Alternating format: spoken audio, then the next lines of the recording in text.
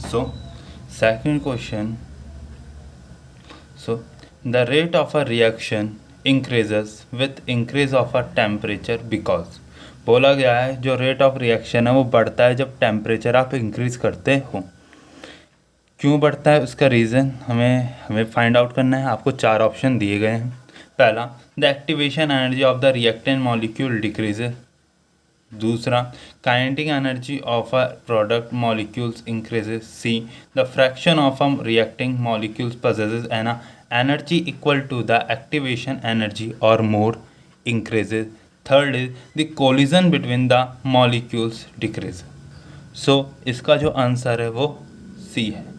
पहला आंसर इसीलिए इनकरेक्ट है क्योंकि कैटलिस्ट के डालने से रेट ऑफ रिएक्शन बढ़ती है। उसका रीज़न ये होता है कि जो कैटलिस्ट होता है वो एक्टिवेशन एनर्जी जो होती है रिएक्टिंग मॉलिक्यूल्स की वो डिक्रीज़ कर देता है। यहाँ पर टेम्परेचर बढ़ाने से रेट ऑफ रिएक्शन क्यों बढ़ता है, उसका रीज़न एक्टिवेशन एनर्जी डिक्रीज़ होना नहीं होता है।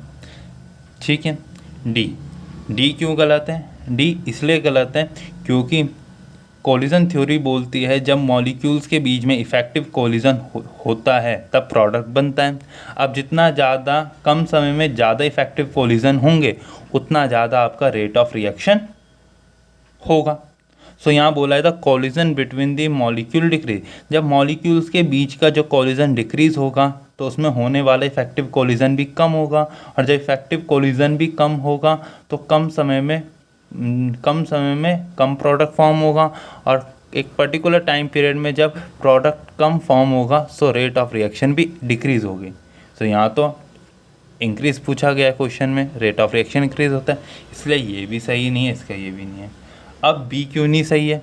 बी इसलिए नहीं सही है क्योंकि जो टेम्परेचर के बढ़ाने से काइनेटिक एनर्जी बढ़ती है, किसकी? रिएक्टेंट की, प्रोडक्ट की नहीं बढ़ती। यदि यहाँ रिएक्टेंट हो तो हम कह भी सकते हैं सही होता है, इसलिए ये भी गलत है। डी क्या है? The fraction of a reacting molecule possesses an energy equal to the activation energy or more increase, इसीलिए सही है क्योंकि टेम्परेचर के बढ़ाने से जो मॉलिक्यूल्स हैं उनकी जो एनर्जी हो जाती है वो एक्टिवेशन एनर्जी के बराबर हो जाती है, और एक्टिवेशन एनर्जी रिएक्टेंट मॉलिक्यूल्स के पास होनी चाहिए फॉर इफ़ेक्टिव कोलिजन होने के लिए। तो टेम्परेचर के बढ़ने से ज़्यादा से ज़्यादा कोलिजन होता है, और ज़्यादा से ज़्यादा कोलिजन होने से जो इफ़ेक्टिव कोलिजन का फ्रैक्शन होता है वो भी बढ़ता है, जिससे एक पर्टिकुलर टाइम पीरियड में ज़्यादा से ज़्यादा प्रोडक्ट फॉर्म होता है। जब ज़्यादा से ज़्यादा प्रोडक्ट फॉर्म होगा सो रेट ऑफ रिएक्शन भी इंक्रीज होगी, इसलिए इसका आंसर सी सही है। ओके।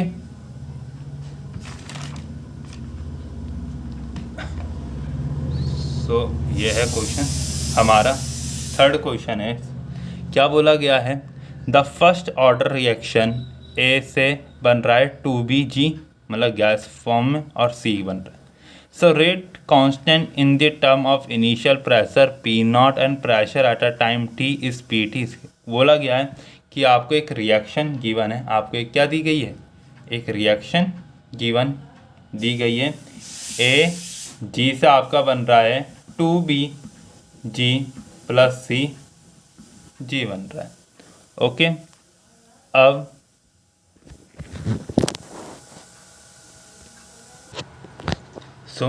ये आपको रिएक्शन दी गई, कहा गया है कि ये जो रिएक्शन है फर्स्ट ऑर्डर की, इसका रेट कांस्टेंट लिखिए। हमें फाइंड करना है in the terms of pressure के, in the terms of pressure. Okay.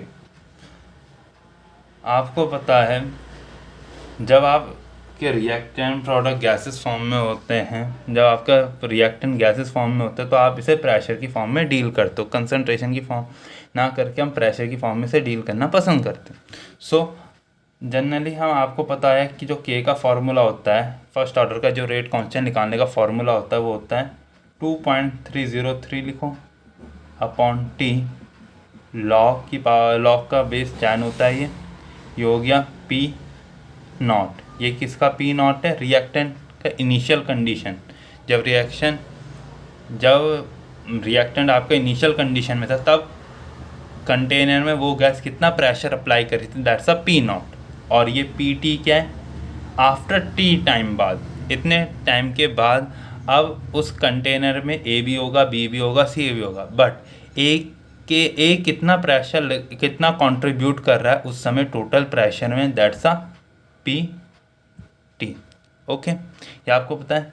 अब यहाँ हमारे फॉर्मूले में जो है ये एल एन के फॉर्म में क्वेश्चन है। एल एन का मतलब होता है लॉग बेस का ई, और ये जो एल ओ जी है लॉग 10, इसका मतलब यहाँ हमारा जो हमने जो फॉर्मूला लिखा है वो लॉग बेस का 10 की फॉर्म में लिखा है, और हमारे ऑप्शन में एल एन बेस का ई है। तो आपको पता है कि 1 जो वो होता है, क्या कहते हैं, 1 एल एन जो होता है वो 2.303 लॉग 10 के बराबर होता है। सो हम इस पूरे टर्म को k equal 1/t ln p not upon P T कर लिख सकते हैं। यस, ये हो गया। अब बस हमें ये हमारा तो सेम आ गया, बस हमें पी टी की वैल्यू रखनी है, इस वाली हमें पी टी फाइंड करना है किसी भी तरीके से। सो देखते हैं कैसे होगा, आइए। सो हमें कहा है कि एक रिएक्शन है ए से 2b बनाए प्लस सी फॉर्म हुआ है। ओके, अब हमने माना जब टाइम 0, हमने मान लिया जब टाइम रिएक्शन हुई नहीं थी तो कंटेनर में केवल एक गैस थी। ठीक है, कंटेनर में केवल एक गैस थी जब रिएक्शन हुई नहीं थी, तो हमने मान लिया उस समय इसका प्रेशर था पी नॉट, और तब ये थी नहीं कंटेनर के अंदर, तो इनके द्वारा कोई प्रेशर लगेगा, नो। जैसे हमने माना कि कुछ टाइम बीत चुका है, जब टाइम है वो टी टाइम हो चुका है। अब क्या हुआ है कि कंटेनर में जो एक गैस थी वो रिएक्ट करके बी में कन्वर्ट हो गया, कुछ हिस्सा जो ए का है वो बी में कन्वर्ट हो गया और सी में कन्वर्ट हो गया।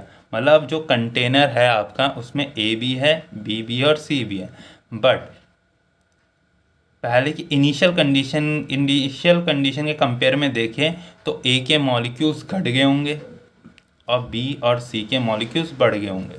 जब ए के मॉलिक्यूल्स घट गए होंगे गैस के, सो प्रेशर जो होगा ए का वो भी क्या हो गया, डिक्रीज हो गया होगा।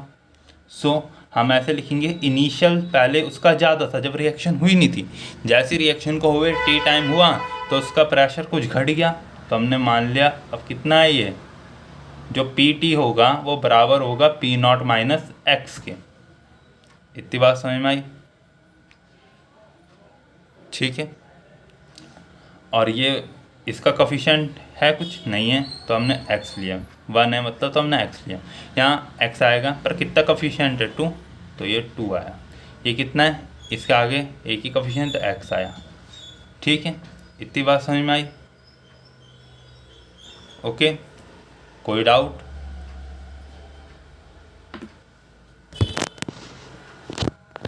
सो देखिए, यहाँ पर बोला गया है कि जो प्रेशर है टी टाइम बाद उस कंटेनर का जो प्रेशर होगा वो टोटल कितना होगा, पी टी। ठीक है, ये तो हमने मान लिया। अब जब टी टाइम बाद जो कंटेनर के अंदर जो गैस प्रेशर लगा रही है वो ए लगा रही है p naught minus x, B लगा रही है 2x का प्रेशर और सी लगा रही है x का प्रेशर। ये टोटल प्रेशर किसके बराबर है, पी टी के। क्वेश्चन में बोला गया है कि आफ्टर टी टाइम बाद जो प्रेशर अप्लाई कर रही है गैस वो पी टी कर रही है। इतनी बात समझ में? अब देखिए, इनको हम यदि हम प्लस कर देंगे, क्योंकि इन टोटल जो ये टोटल प्रेशर वो कितना है, पी टी के बराबर है, तो x से x कट गया तो आया P not plus 2x equal P T. इतना समझ में आया? अब यहाँ से हम x की वैल्यू निकालेंगे, कितना प्रेशर में डिक्रीमेंट हुआ ए के, सो आएगा P T minus P naught upon कितना, 2।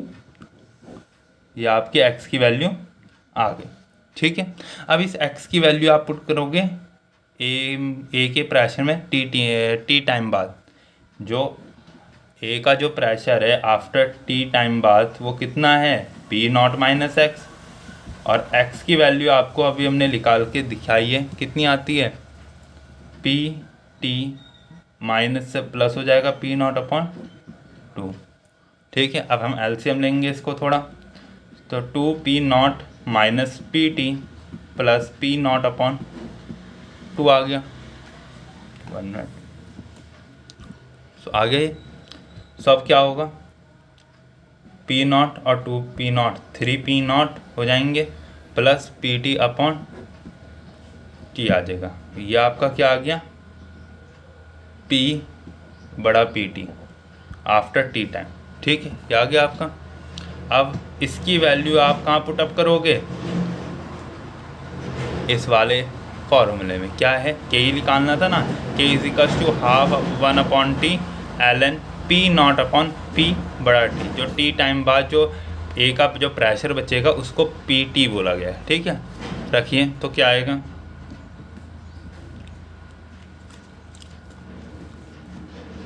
तो देखिए क्या आएगा, जो के है वो आ जाएगा 1 upon t l n p naught की जगह वो पी नॉट ही आएगा, और जो पी टी है टी टाइम बाद प्रेशर ए का कितना बच्चा है, सो बच्चा है आपका 3 p naught minus p t, और इसके नीचे का जो 2 है वो ऊपर चले जाएगा मल्टीप्लाई में। सो आपका के निकल चुका है, प्रेशर की टर्म्स में हमने फाइंड कर दिया। तो ये अब किससे मैच कर रहा है, ये मैच कर रहा है आपका थर्ड ऑप्शन से। सो इस क्वेश्चन का third option is correct. Okay, ये आपका गलत है, ये भी गलत है और ये भी गलत है। कौन सा है, C is your correct answer. Okay, so आपका जो नेक्स्ट क्वेश्चन है वो